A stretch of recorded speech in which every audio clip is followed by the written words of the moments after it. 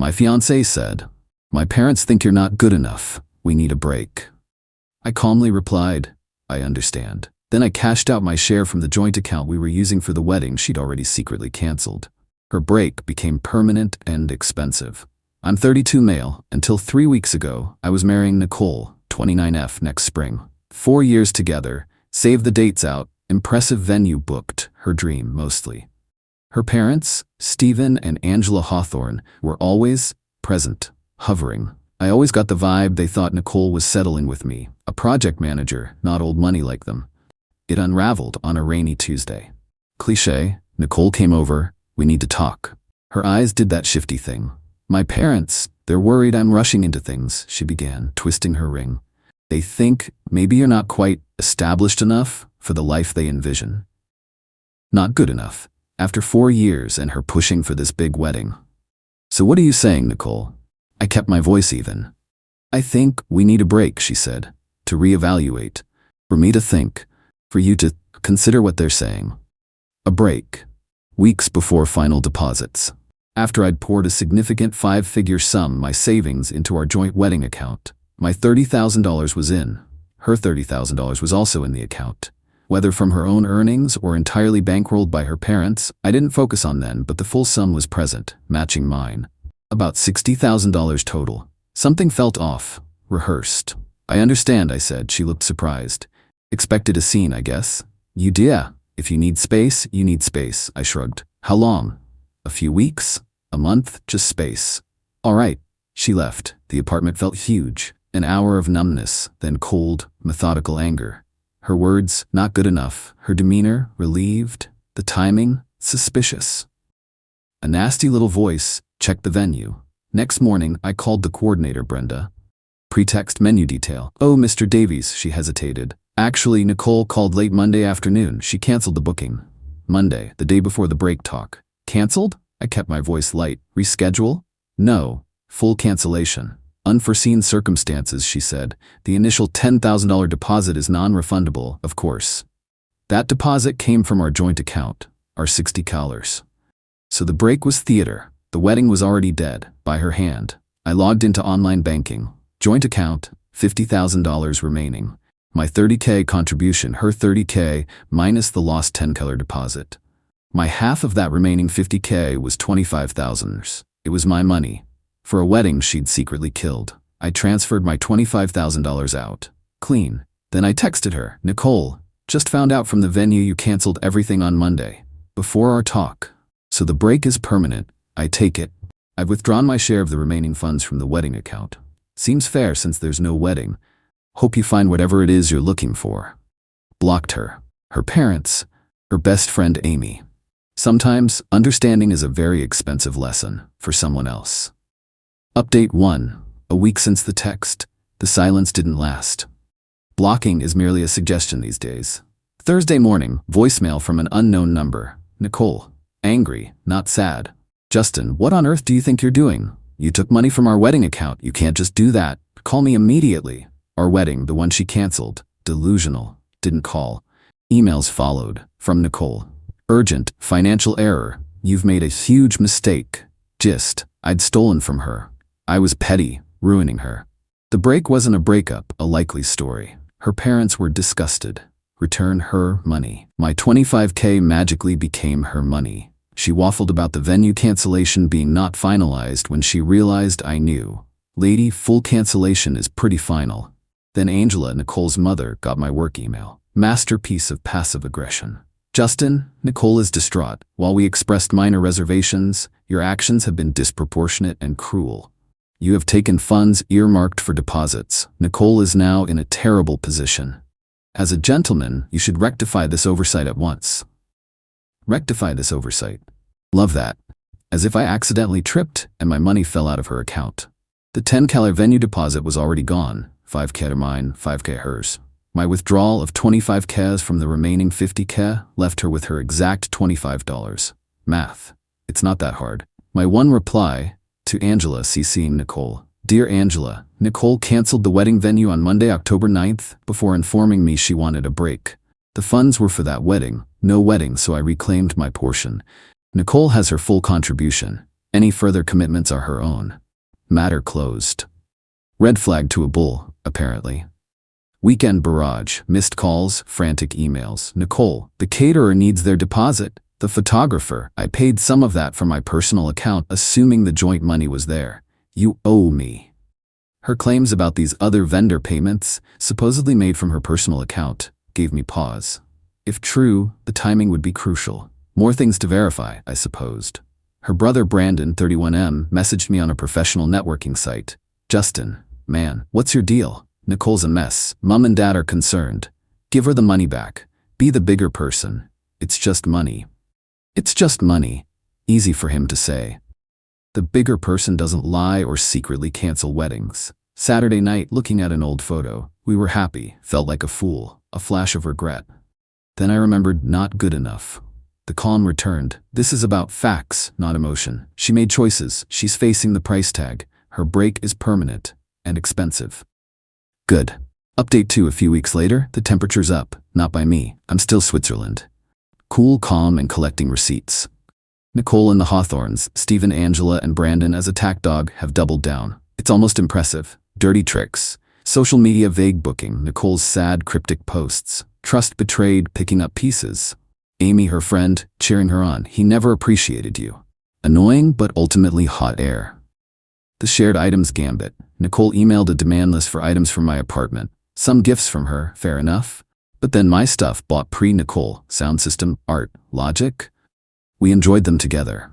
No, that's not how ownership works. She also demanded some kitchen gadgets that were wedding shower gifts sent to my address from my relatives, clearly intending them for herself rather than for return to the givers. The audacity. The financial fog machine. This is the big one. She's now claiming she fronted thousands for various wedding things, dress alterations, deposits for smaller vendors, from her personal accounts, with the understanding she'd be reimbursed from the joint wedding fund. As I looked into it, I found she had produced some invoices. The problem? I never agreed to reimburse her for personal wedding attire from the joint fund. Her dress was her dress. My suit was my suit. Those deposits she was claiming? I discovered some of them were dated after she canceled the main venue. So she canceled the wedding, then continued to spend money on… what exactly? A phantom wedding? Or was she hoping I wouldn't find out about the big cancellation? She's also demanding I pay half the cancellation fees for vendors she booked and she canceled, including the main venue's $10K non-refundable deposit. She conveniently forgets that $5 of that lost deposit was my money already. She wants me to pay another $5, so she's whole and I'm out $10. The math of the truly entitled is a special kind of creative accounting. Her parents are backing her. Angela called my mother. My mom listened, then basically said, Angela, it sounds like Nicole made some decisions without consulting Justin and is now upset about the consequences. Justin is a grown man, and frankly, from what he's told me, his actions seem perfectly reasonable. That conversation ended quickly. Go, Mom. Brandon leaves sanctimonious voicemails. You're really showing your true colors, Justin. This isn't how a man behaves. You're leaving Nicole high and dry over a misunderstanding. A secret wedding cancellation is a misunderstanding? Okay, buddy. My response to all this? Documentation. Every email, voicemail, transcribe the important bits, every text message from before the break, my own bank statements proving my wedding purchases, confirmed with vendors I dealt with that no contracts were solely my responsibility. Quick chat with a lawyer, showed him the timeline, the joint account agreement. It was a simple one, thankfully, just stating funds for mutual wedding costs, proof of my contribution, and Nicole's venue cancellation confirmation. His take? I'm in the clear. The money I took was verifiably mine, intended for a purpose she unilaterally nullified. Her subsequent spending or cancellation fees are her problem. He said, she's trying to bully you. Don't let her. Good advice. The expensive part for Nicole is already happening. She's on the hook for several non-refundable deposits she paid after canceling the main venue, but before the break talk, thinking, I guess, that she could still salvage some of it or pin it on me. The photographer, the fancy cake lady, the string quartet she absolutely had to have for the non-existent ceremony. Those vendors want their cancellation fees. And they're looking at her, not me. I haven't been aggressive. I haven't slandered her, I've just stepped aside. Pulled my support, pulled my money. It's fascinating, really. How quickly we and us became you owe me when the free ride ended. My resolve is solid. She wanted a break, she got one, a permanent, financially inconvenient one. The not good enough comment still stings sometimes late at night. But then I look at the growing file of her increasingly unhinged demands and I think, yeah, I'm good enough to not put up with this. Update 3. Well, Merry almost Christmas, everyone. Or, if you're Nicole Hawthorne, probably not so merry. The last month has been enlightening. The entitlement reached its crescendo, and then finally, the music started to fade. For them, anyway. For me, it's been a period of calm, firm lines in the sand. So, the dirty tricks continued for a bit, then sputtered out. Nicole, through her father Stephen this time, actually had a lawyer send me a letter. It was full of bluster. Misappropriation of joint marital funds. We weren't married. Emotional distress, breach of promise, to marry, the one she called off. It demanded I return the $25,000 I withdrew, plus an additional $15,000 to cover her losses from canceled vendors and damages. So, $40. Ridiculous. My lawyer, yes, I retained the one I consulted just to be safe, sent back a very polite, very factual 2-page response. It included a clear timeline of events with copies of the venue cancellation confirmation, time-stamped before her break speech. Bank statements showing my $30 deposit into the wedding account and my $25 withdrawal, leaving her precise initial investment intact after the venue's non-refundable deposit was paid from the total. A gentle reminder that any contracts with other vendors were entered into by Nicole, and any cancellation fees were her responsibility, especially those incurred after she'd already secretly canceled the primary wedding arrangement. A firm statement that there was no legal basis for her claims, and any further attempts to pursue this would be met with a counterclaim for harassment. We never heard from their lawyer again. I guess even he realized he couldn't polish that particular situation. Stephen Hawthorne probably wasn't too happy about paying legal fees for that dud. The social media vague booking also fizzled. I think some of her friends, maybe even Amy, started to piece things together or just got bored of the drama. When your sob story doesn't result in cash, people lose interest. Then came the final, somewhat pathetic confrontations. Nicole managed to get me on the phone, unblocked her for a day out of a weird sense of curiosity. Big mistake. Or maybe not. It was clarifying. "Justin, you've ruined everything," she wailed. No preamble, just straight to the victim act. "I'm in so much debt, those vendors are hounding me. My parents are furious. This is all your fault." "My fault, Nicole?" I kept my voice level. "Who canceled the wedding venue secretly? I was under pressure. My parents, I was confused, but you didn't have to be so vindictive, so cruel, taking all that money. It was my money, Nicole, my share. For a wedding you decided wasn't happening. What did you expect me to do? Let you spend it on your solo life? But the deposits, the commitments, a real man would have covered those for me, to be a gentleman." There it was again. The gentleman card. "A real man," I said, "wouldn't have been lied to and manipulated. A gentleman, by your definition, sounds like a doormat with a bank account, Nicole. And I'm not that." She started crying then, or making crying noises. "You don't understand how much this has cost me." "Oh, I think I do," I said. "It's cost you exactly what your choices have incurred. That's called responsibility." Then I said, "I hope you figure things out, Nicole. Goodbye." And I hung up, blocked her again, for good this time. A week later, Brandon, the brother, tried an ambush, saw me at a coffee shop I frequent. He strode over, all puffed up. "Justin, we need to talk about what you've done to my sister." "Brandon," I said, not even looking up from my laptop. "There's nothing to discuss. Your sister made choices. She's living with them. I suggest you and your parents help her sort out her finances, since you were all so instrumental in her decisions." "She's your fiancée. Or was. You have a moral obligation," he blustered, voice rising. People were starting to look. "No, Brandon, I don't. My only obligation was to a partnership, and she dissolved that without telling me. The only thing I did to your sister was refuse to pay for her mistakes." "Excuse me." I got up and left. He looked like he was about to explode. Let him. The fallout for Nicole, from what I've pieced together from the edges of our now severed social circles, has been significant. The thousands she claimed to have fronted for various wedding bits and pieces? Turns out, many of those were put on a credit card. Her credit card, with a hefty interest rate. The vendors she ghosted after canceling? Some of them were small businesses. They pursued their cancellation fees, as they should. The pressure from her parents is apparently immense, not in a supportive way, but in an Angela is mortified by this public failure and Stephen hates wasting money kind of way. They're probably helping her financially, but I guarantee it comes with a lifetime supply of "I told you so" and "how could you be so foolish." Her grand vision of a perfect wedding, likely bankrolled by a combination of my savings and her parents' desire for status, imploded. And she's left holding the bag for all the pieces she tried to keep juggling after she'd already dropped the main one. I did get one final, unexpected email. From Amy, Nicole's best friend. "Justin, I know I was pretty awful in some of my comments.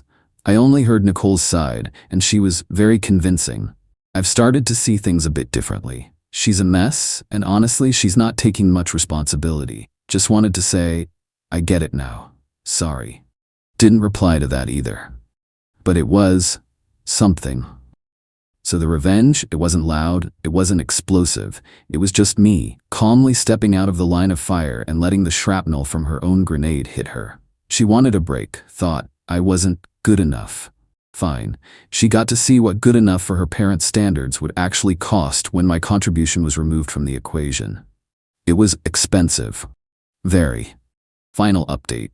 It's been nearly 5 months since that last phone call with Nicole, and about 7 since my world tilted on its axis. Figured I owed a final update to those who followed this mess. Life moves on. It's quieter now. The anger has mostly faded, replaced by a kind of weary pragmatism.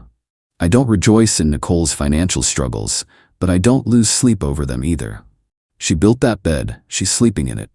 From what little I hear through the grapevine, it's a small world, even when you try to shrink yours. Nicole is still dealing with the financial fallout. She had to move back in with Stephen and Angela for a while to save money, which I imagine is its own special kind of hell for all involved. The dream wedding debt is apparently a sore subject. She's working, but those vendor cancellations and perhaps some ill-advised spending in the immediate aftermath of our split hit her hard. There's no talk of her dating anyone new. I suspect her confidence, and perhaps her parents' willingness to fund another social experiment, took a beating. Angela and Stephen Hawthorne are, from all accounts, back to their usual selves, probably lamenting their daughter's choices and subtly, or not so subtly, blaming everyone but themselves for their part in pressuring her. Brandon, I've heard, still thinks I'm a villain, but his opinion matters less to me than the price of coffee. As for me, the $25,000 I'd withdrawn from the joint account in the very beginning went straight back into my savings where it belonged. I kept the engagement ring, it's in a safe deposit box. Maybe one day I'll sell it, or maybe it'll just be a very expensive reminder. Haven't decided. The "not good enough" line still echoes sometimes, usually when I'm tired or a sad song comes on the radio. It's a scar, I guess. It made me reevaluate a few things, made me more cautious. Trust is a fragile thing, easily broken, harder to rebuild. I've been on a few dates, nothing serious. I'm not in a rush. There was no dramatic courtroom showdown, no public shaming, beyond what she brought on herself. My revenge, if you can call it that, was simply to hold her accountable to her own actions. I didn't stoop to her level. I didn't engage in mudslinging. I just stated facts, protected my assets, and walked away. Her entitlement, her lies, and her parents' snobbery created a perfect storm, and all I did was refuse to be its funding source. The most satisfying part? Knowing I handled it with a calm I didn't know I possessed, that I didn't let them break me down or manipulate me further. The moral justification was always clear. She lied, she deceived, she tried to make me pay for it. I simply said no. So yeah, life isn't a fairy tale. Sometimes the princess reveals herself to be more interested in the royal treasury than the prince, and sometimes the not good enough guy turns out to be good enough to see through the deception and walk away with his dignity and his savings intact. It's not a happy ending in the traditional sense. A 4-year relationship ended in a pretty ugly way. But it's a real ending, and I'm okay. I'm moving forward. That, in itself, feels like a victory. Thanks for listening.